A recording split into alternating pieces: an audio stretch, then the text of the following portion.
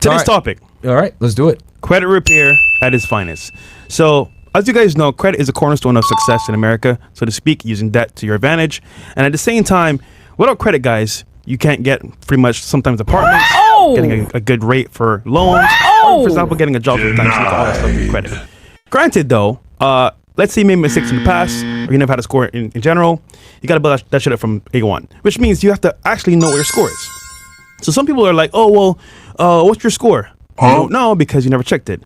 So step one is going to be checking your score. Yeah. Now, obviously, you can do it for free, but people pay for it. I don't know why.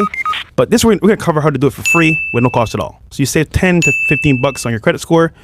Go to creditkarma.com or any free credit service app. Go sign up for that account, log in, and then put your information in, and it'll tell you where your score is roughly between maybe like 20 to 50 points off, if that much. But it's going to be close enough for you to understand where your score is by default. And it's pretty much free, creditkarma.com.